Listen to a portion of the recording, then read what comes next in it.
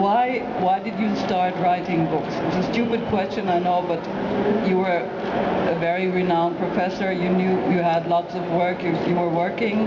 Why did you think it would be nice to write novels? Why did I write novels? That's a good question. Because I started writing, one of the interests that I had in my field was the idea of looking at human misery from an existential directive, from looking not at only at the things that psychiatrists usually look at, but to look at how people faced the future, how people dealt with the idea of death, all the various things that existential philosophers have written about for years. And I wrote a textbook, which has been translated into German, called Existential Psychotherapy. Very original title, I thought. And but after that, I began to feel that I could really teach more about that idea by presenting it in story form. And other existential philosophers like Sartre and Camus, Kafka, well, especially Sartre and Camus, have really told more about what their ideas were through telling narrative, through telling stories. And that's why I began to write narratives. And now, what do you do now? Do you work in your field and you write, or do you did you stop? I'm about 80% writing, and about 20% I see patients. So I'm writing a novel, which is my favorite thing to do in all the world. I was a great reader of fiction when I was an adolescent, and early on in my life, I got the idea that the finest thing that a person could do would be to write a very good novel. So it's been a secret desire of mine all my life. And I love doing that, and I'm very busy writing a novel on Spinoza right now. So it's keeping me very, very much preoccupied.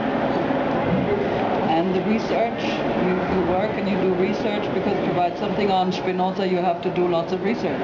To do something on Spinoza, first of all, you have to understand what Spinoza is writing. And that's taking me a very long time, because he's not like Nietzsche, and he's not like Schopenhauer, who are poets as well as philosophers and write so beautifully. Spinoza writes like a mathematician, and it's very dense and difficult to understand, but he has very, very important things to say. And I'm trying to find some way to put that into a novelistic form. The way that this book I know will be coming out in German, but when I finish the book, about a year and a half from now. But it's also got a second theme.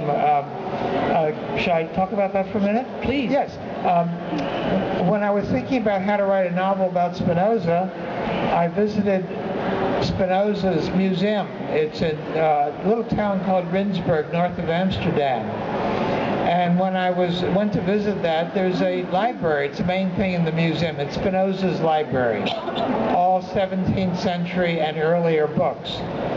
So I was told then that when the Nazis invaded Holland, 1942, that they came into this small town and collected all the library and took it away, 103 books. But 4 years later, the books reappeared at the end of the war in a salt mine outside of Hungen, outside of Frankfurt, I believe.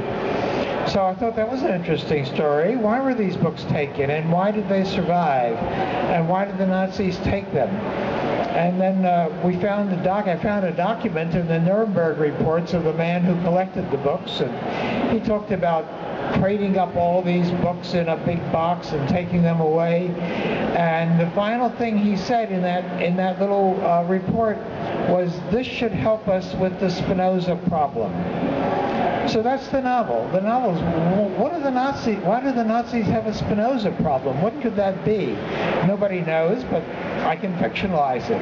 So I'm writing about the Nazis collecting the books, 20th century, especially about the man whose signature was on the order, about a man named Alfred Rosenberg, who was a lead. Do many people here know who Alfred Rosenberg is? I'm very curious. Could you show me? Raise your hands.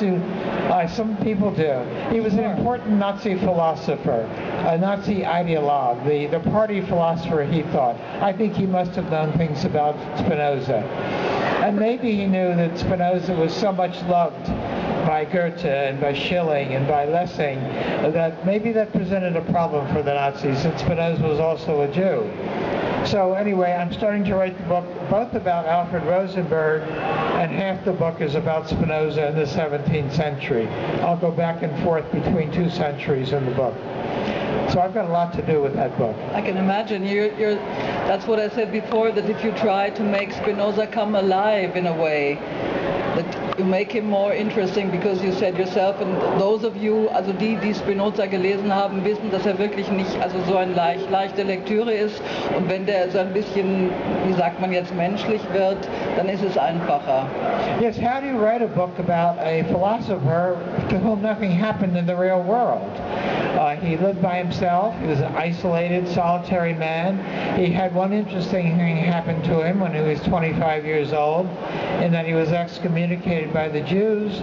But the rest of his life was spent just thinking, you know. And once Monty Python, I don't know, is Monty Python very popular here? Very. Well, you know, he once had a soccer game between the philosophers of Germany and the philosophers of Greece, the ancient philosophers. And the philosophers just sat around, and the game never really got going. Nietzsche argued a lot with the umpire, but that was also, how do you write a book about a philosopher and make him come to life? And that was my problem, and I've thought of some ways to do that now. So I've been on it for about 1.5 years, and I think I have another 1.5 years to go. So we have something to look forward to. What is it going to be called? Have you got the title yet? The Spinoza Problem. The Spinoza Problem. Well, I hope.